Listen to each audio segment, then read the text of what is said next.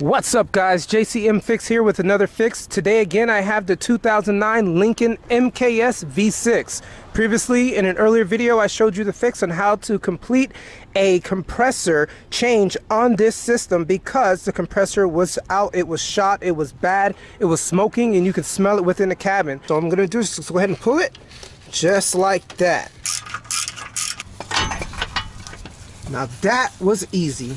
So today I'm going to do a follow-up with a condenser core fix. I did go to Ford, and Ford mentioned that I had some leakage in the high side portion, and I had some leakage at the bottom corner of the condenser core. So because of those three issues, I went ahead and changed the compressor first, and now it's time to do the condenser, which is behind the actual fan here. So in order to do that, I have some common household tools. Don't worry, the link will be in the description below for each item that I show or its particular variants. Yes, all of these tools will be used. It is a big project to do. So here is the actual condenser, a brand new one. It is not a factory OEM one, but it is a replacement.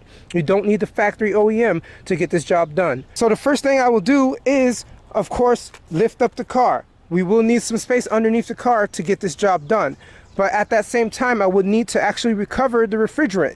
But because there was no refrigerant left in the car anyways, and I already changed the compressor, there's nothing else I need to do on that end. So after I lift up the car, I will need to go ahead and drain the actual antifreeze. And then from there, I can go ahead and start removing the pieces for the front bumper cover in order to get this job started. Let's do it.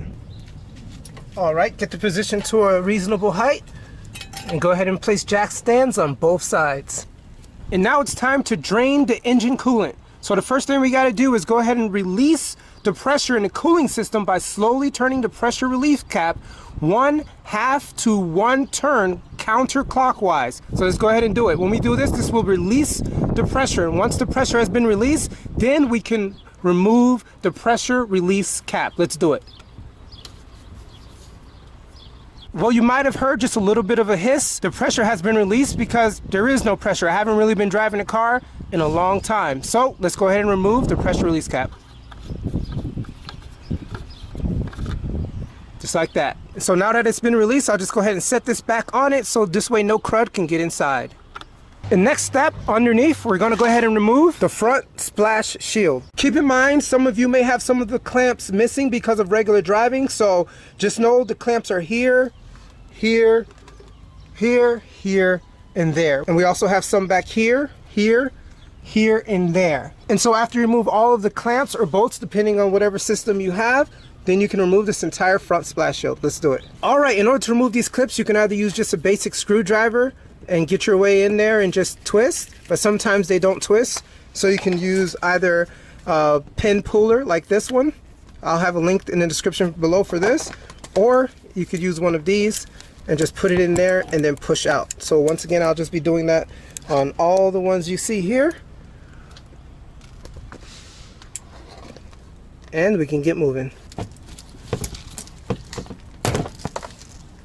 Some of them will break, so make sure you have some extra ones on hand. And some of them will round off, so keep in mind, be prepared for that. So you definitely will have to use another tool.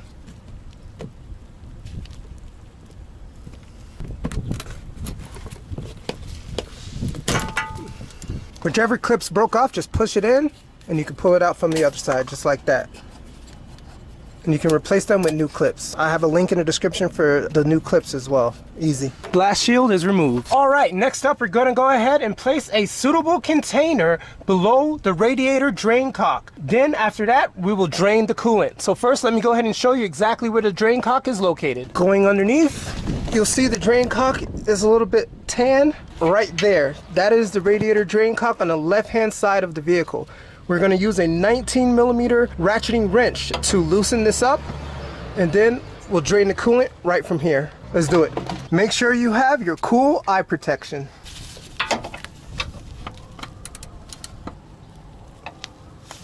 As you can see, it's turning a little bit, so be prepared for it to fall out. Keep in mind, I have multiple buckets, so this is just a small bucket because I want to be able to fit it underneath the car. And I'll continue to place new buckets underneath in order to not drain any of the coolant on the floor. There you go. And as you can see from the color of the engine coolant, we're showing that it is a color of gold because this car was built prior to May 18th, 2009. And the coolants were filled with the Motorcraft Premium Gold Engine coolant. After May 18th, 2009, most of the cars were filled with Motorcraft Specialty Green Engine coolant. So this one here is the Premium Gold. And for better viewing, I'll show you exactly. There's the gold color right there. And now it's time to remove the front bumper cover. The first thing we're going to do is remove the front two bumper cover scrivets. One here and one here. And this particular plier tool is essentially the best. Just go ahead and place it down right there, pull up. So easy. Get one of these, guys. The link is in my description below. Just like that. And now it's time to remove the 4 front bumper cover bolts. This is going to be a 10 millimeter. And next, within the wheel well, we're going to go ahead and remove the 6 front bumper cover wheelhouse screws. This is a 7 millimeter right here, here, and here. And after we remove all 3 on each side, then we're going to go ahead and remove the 2 wheelhouse screws located in the front upper wheel well. There's 1 on each side. This is just a regular screwdriver right there. So once again, regular screwdriver here, and 3 7 millimeter screws right here. Let's do it. Just like that.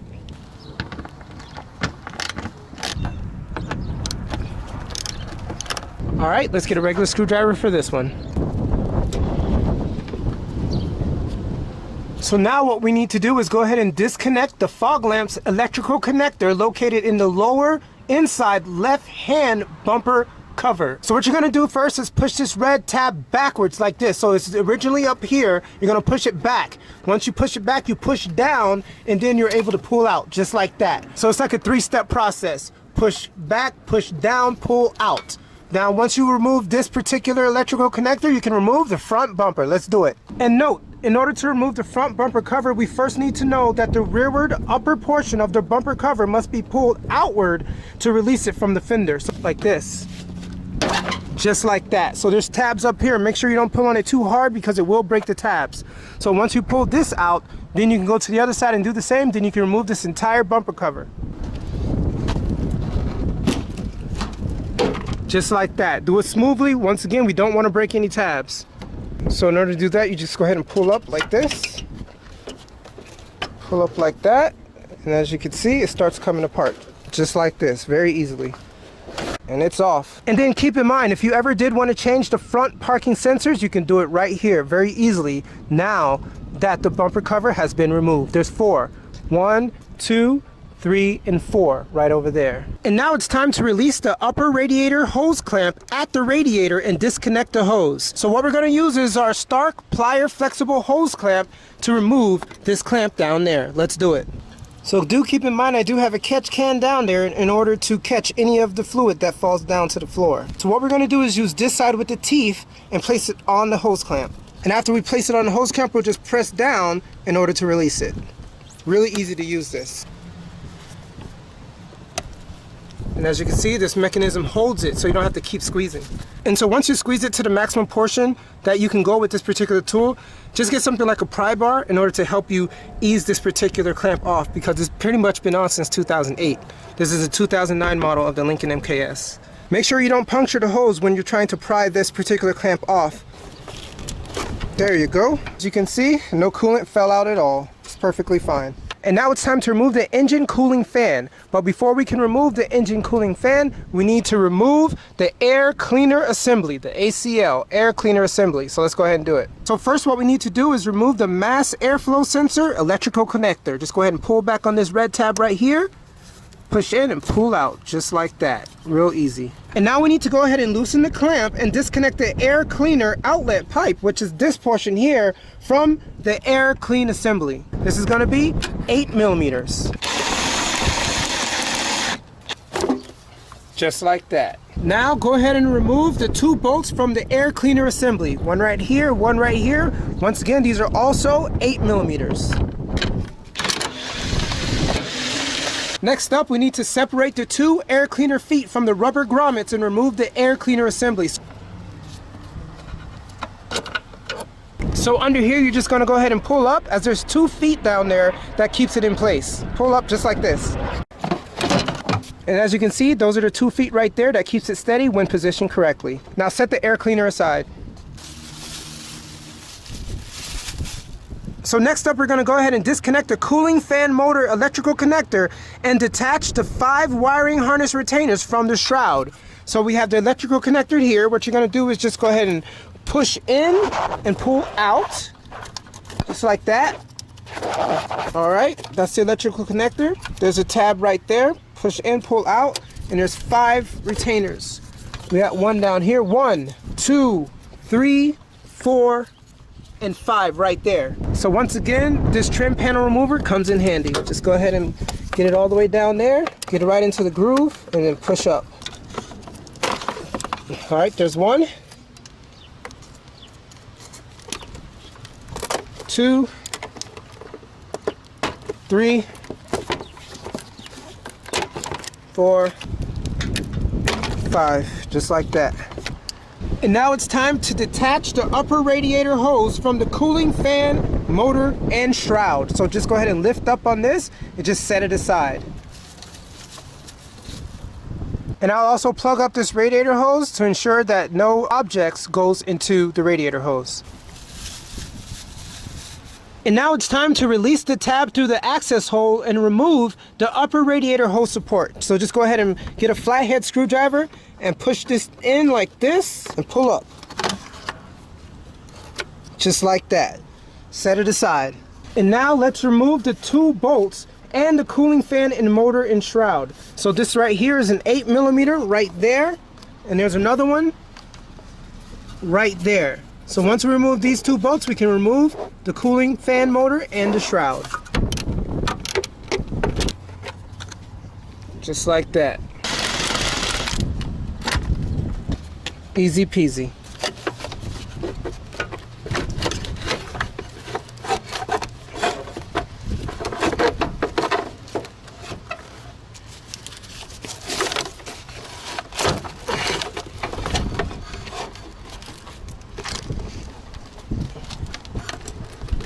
Goes the cooling fan motor right here. Just make sure you get it out cleanly. That was easy. That didn't seem so hard, so just go ahead and inspect it. See if we have any issues, and we don't. Everything looks pretty good. So next what we need to do is detach the 2 clips on each radiator bracket from the radiator support and position the radiator rearward. So we have it right here and right here. And as you can see, the brackets are held on by these tabs right here, but it's not as simple as just pushing these up and pushing these out. So the trick to removing this bracket is getting somewhat of like a plier or a trim panel remover and position it right here. So what you'll be doing is pulling the tabs upward and pulling the pliers towards you, which pushes the radiator rearward in order for you to release the tab, just like that. Very easy. Do the same thing to the other side. Now remove the 2 radiator brackets. Let's go ahead and pull up. Go to the other side and do the same thing. All right, next we need to go ahead and remove the 2 condenser fitting nuts and disconnect the fittings. So once we do that, we also need to remember to discard the O-rings and gasket seals. So there goes a fitting there, and there goes another fitting there. These 2 are 13mm. I have my O-ring seals and gasket seals. So I was able to get this from Global Parts Distributors, GPD, and this is part number 1321348. This is for the 2009 Lincoln mkS. I will install those seals upon reinstallation. In order to reinstall everything, just look at everything in reverse and you shouldn't have a problem. I always make sure to include torque specs for all things that needs to be torqued. Once again, this is 13mm. Let's go ahead and remove it.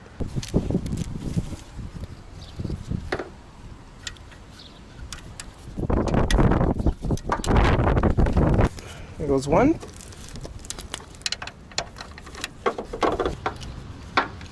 Now we can go ahead and pull these apart. There we go. Set that aside.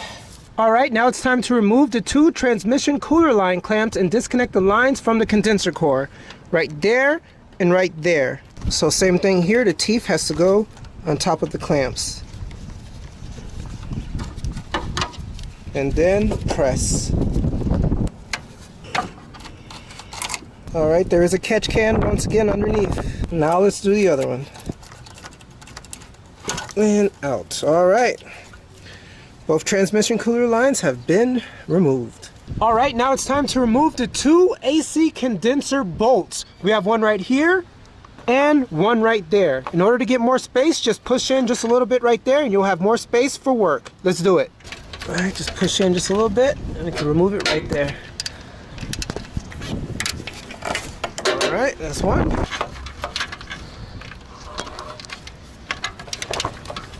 All right. Now it's time to lift up and detach the condenser core from the radiator. This here is a condenser core. So what you're going to do is lift up just like this, and you'll see there's some tabs right there. It's going to come up right there. You're going to do the same thing to the other side. You're going to lift up just like that. All right, so I need two hands, and I'll go ahead and do it right now and show you. Okay, lift upwards on both sides. All right, so you can see right here, you can just pull it in from the inside, just like this. Just move everything out of the way.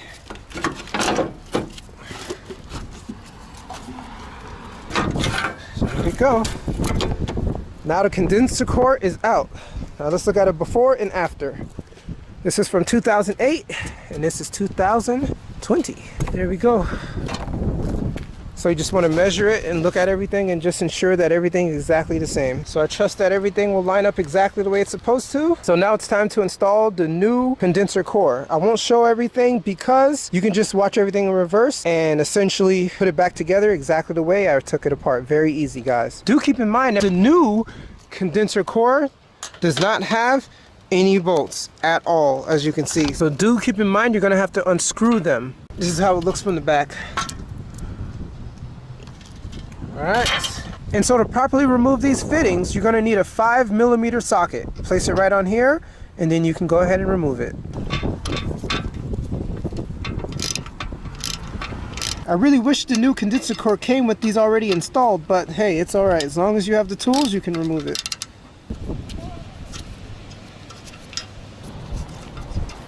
And the other one is out. All right, let's go ahead and install it on our new condenser core and throw this one in the trash. You definitely have to make sure you add the correct amount of PAG oil to the refrigerant system. So what I'm gonna do is after I install this new condenser core, I will bring it to the Ford dealership and they will do an evacuation and recharge on the AC because I've already installed a new compressor and now I have the condenser with all the new O-rings on the entire system. So they'll finish off the rest. So all they're going to do is just recharge the AC system and I should be good to go for the summer coming up. And also while reinstalling, don't forget to refill the transmission to the fluid level. And this car takes Mercon 5, Mercon V. So I'm happy I was able to save a lot of money by doing it myself. And that's it for this job. So I'll go ahead and reinstall everything right back to where it's supposed to be. Thank you guys for joining me on another JCM Fix. All right, guys, have a blessed day.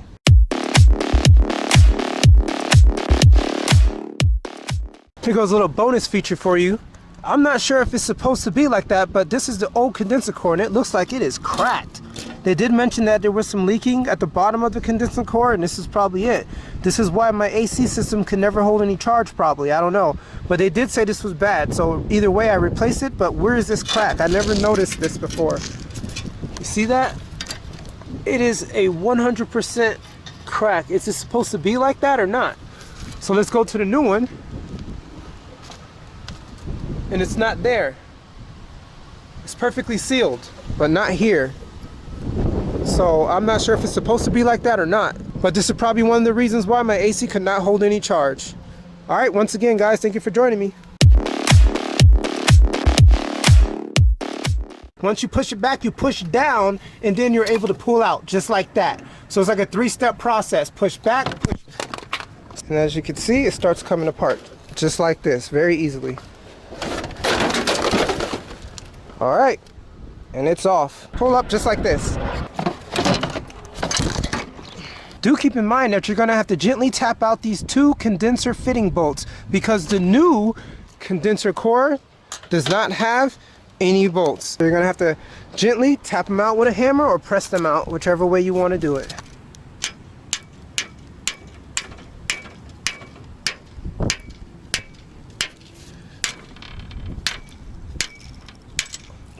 That didn't work.